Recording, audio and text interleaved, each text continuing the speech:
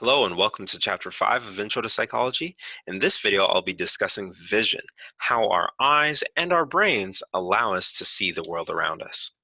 We're going to begin with a little bit of an experiment. I'd like you to stare at the white dot on the next slide for about 30 seconds and then look at the blank slide. I'm going to do it with you. Ready? Here we go.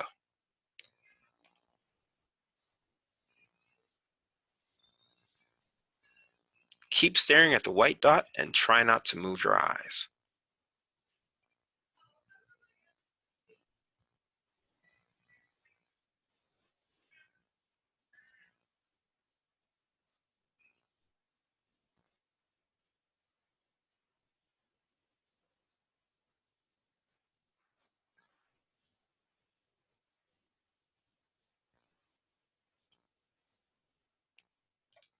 Did you see the negative after image? If you're like most people, you probably saw or can still see some red and blue and white lines. And that is what we call a negative after image. In order to understand why that's the case when we suddenly switch to a blank screen, we have to have a little bit of an understanding of how light works. So you may remember from high school physics class that light can be thought of both as a particle and as a wave. And for our discussion today on sensation and perception in the visual system, we're going to be talking about light as a wave. Every wave has an amplitude and a wavelength. So the amplitude, the distance from the peak to the trough of the wave, as well as the wavelength, the distance between two peaks. Now, the colors that we see in the visible spectrum are really reflective of different wavelengths of light.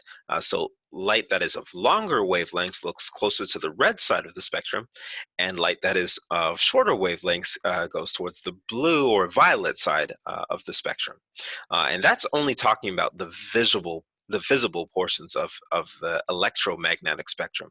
In reality, there's many more wavelengths than just the ones that our eyes are limited to interpreting, going all the way to AC circuits and radio waves, as well as 5G waves, all the way over to gamma rays and cosmic radiation, which is the dangerous end of the spectrum. And so these wavelengths of light enter our eyes and are transduced or transformed into energy so that our eyes can use it, and so our brains can tell us what's in front of us. So one of the most interesting things about light is that color is not an intrinsic property of objects. Color only exists in the mind of the beholder. So what I mean by that is, if you take the example of this red apple, an object that is red is not red because it's has some kind of intrinsic property that makes it red. In fact, what makes it red is that it is absorbing all other colors in the visible spectrum and reflecting red. If you were able to see a red apple without your human eyes, then it probably wouldn't look red. It's our eyes that are receiving this reflection of red that makes it look red from our perspective. And so objects don't have color, they reflect color. There are some objects, some light sources like the sun or like a lamp or a light bulb or a candle that create their own light. So those light sources we see directly. But other objects that do not create their own light, like an apple or an orange, they absorb light and reflect one color out that our eyes interpret and then makes it look that way. So this is just one example of how we do not sense the world as it truly is.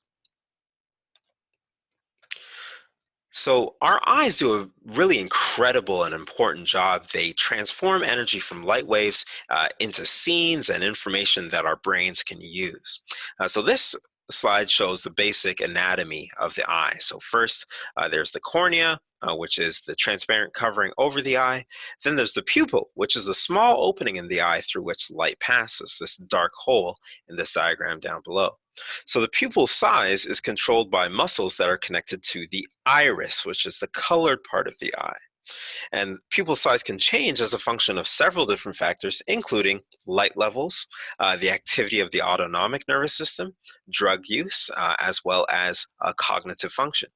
For example, the pupil becomes dilated or gets bigger to allow more light into the eye when A, light levels are low, or B, if you're under stress and your sympathetic nervous system is becoming active. The pupil becomes constricted or gets smaller to reduce the amount of light coming into the eye when you're in a well lit area or when you feel relaxed and your parasympathetic nervous system is working. So when light comes through the eye, it goes through the pupil and is then refracted by the lens, which is a curved, transparent structure that serves to provide additional focus. So light is refracted from the lens onto the retina. And the retina is the back lining of the eye that has specific cells called photoreceptors that help transduce or transform light into another form of energy that our brains can use. So on the retina, there's a region called the fovea, which is a concentrated area of photoreceptors. And there are two kinds of photoreceptors to be aware of for our course. The first is rods. These are cells that work well in low light conditions, these green ones here. And then there are cones, these kind of bluish ones, which work best in bright light conditions. And the cones are also the ones that are responsible for transforming color into information that our brains can use.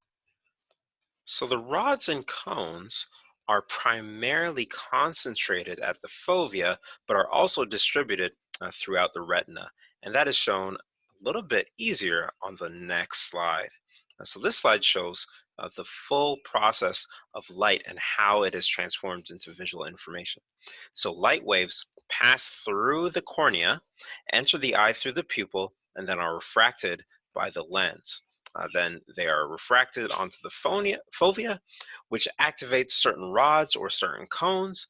And the rods and cones send neural impulses to what's called ganglion cells, these blue cells right here. And then the ganglion cells take that information and send neural impulses to the optic nerve.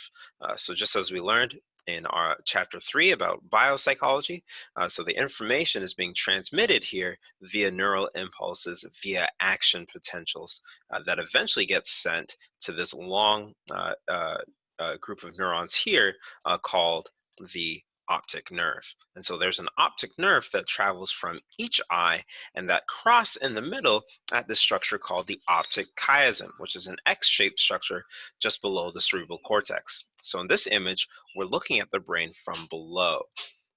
And then after information and these action potentials, these neural impulses crosses there, they get sent to the occipital lobe where they are further processed. One very interesting thing about how your brain allows you to perceive visual information is that, mechanically speaking, everything that we see is actually upside down, or at least at first. When light enters the eye, it gets reflected by the lens so much so that the image gets flipped so that when it hits the back of your eyes, when it hits the retina and the fovea, the image is actually completely inverted. So that begs the question, why don't we see the world upside down? Well, the answer is that your brain essentially flips the image right side up. Everything that you see, everything that hits your eyes gets flipped upside down, goes through your optic chiasm to the back of your brain to the occipital lobe, and the primary visual area of the occipital lobe flips that image right side up. So this is just another interesting example of how we don't actually see the world as it is. We see the world that our brains construct for us. We don't actually see with our eyes, we actually see with our brains. Or more accurately, we sense with our eyes and we perceive the world with our brains. To give another example of how our brains flip information upside down, you can try this out. If you press very gently on the corner of your eye. So I'm pressing on my right eye. From the outside, you'll see a little black circle appear in your visual field if you just press it inwards like that. And you'll notice that that black circle is coming from the area of your nose. It's coming from this side. It's not coming from where you're touching. It's not coming from the outer side of your visual field. It's coming from the inner side of your visual field. And that's another indication that what's actually being sensed by your eyes in your retina is actually flipped upside down and then flipped right side up by your brains. If it were not being flipped, then you would see it coming from the outside, which is where your finger is touching. So the activity of rods and cones on our retina explain why we see after images when we stare at something for a long time. So in this image, the rods are gray and the cones are colored red, green, and blue. So according to the opponent process theory of color vision, each rod and each individual cone is programmed to detect a specific color. So for the rods, they respond either when there is black coming through the retina or when there's white coming through the eye. And there are cones that respond to yellow, there are cones that respond to blue, there are cones that respond to green, and there are cones that respond to red. So for example, you have some green cones in your eyes that get activated when you see green, and they become inhibited, they become deactivated when you see red. And there's another set of cones that does just the opposite. So the red cones become activated when you see red, and they become inhibited when you see green. So green and red go together. You can't be, those cones cannot be active for green and red at the same time. So what happens is when you stare at something green, the green cones turn on and are activated and send signals to your optic nerve and to your brain saying, "Hey, I'm looking at something green." Whereas the red cones turn off and say, "Yeah, there's nothing red that I'm looking at right now."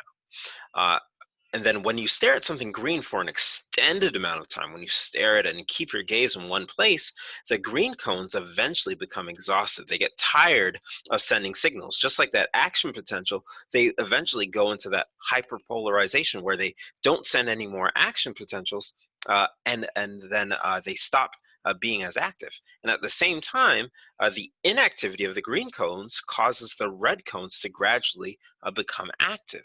And so what results from staring at an image for a long period of time is that the green cones eventually get tired and the red cones eventually start turning on, so that when you switch to a blank screen, what you see is red in the place of green. This also explains why you see yellow in the place of blue and why you see black in the place of white.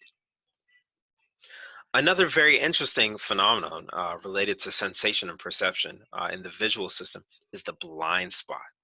So a blind spot is a small patch of your retina that doesn't contain any photoreceptors.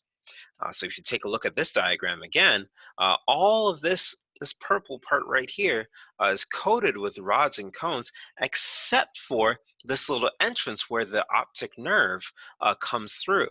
So this little spot right here and right there doesn't have any photoreceptors on it. As you can see, the rods and cones stop. So what happens is that there's actually a blind spot in each of your visual fields for each of your eyes where no light is being transmitted.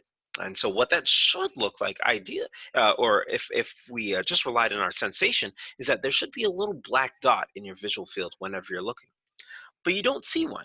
And that's because your brain is filling in that information with all the contextual visual information around that black spot. So this is an example of that. I've attached a PDF to our Canvas page with many different ways for you to demonstrate the blind spot to yourself. I highly recommend that you print that form out, or maybe put it full screen on a computer to try it out. This demonstration only works if you have it at a particular dimension. But essentially, if you look very closely at the screen and follow the instructions, you close one eye at a time. So in this example, you close your left eye and look at the cross. And if you line up your left eye directly parallel in front of the cross, or maybe even slightly over to the left, and get closer and closer and closer, and keep your gaze focused on the cross, eventually you'll see part, if not all, of the circle disappear. and that represents your blind spot. And so instead of seeing a black spot in the place of that gray circle, what you see is just white because your brain is filling in the information around it to make it seamless and continuous.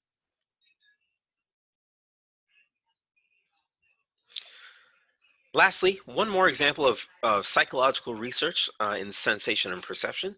This was my undergraduate thesis. I did some research in undergrad about pupil dilation and about how pupil dilation not only changes when you have changes in light in whatever room you're in, or the activity of your autonomic nervous system, or if you're using any substances, but pupil dilation also changes depending on cognitive load, how much cognitive processing a person is doing at a given time. And so we had people hooked up to an eye tracker, and they were listening to stories and imagining scenarios. And we found that when the stories got more complex, essentially, that people's pupils dilated quite significantly. So just an example of research that can be done in sensation and perception.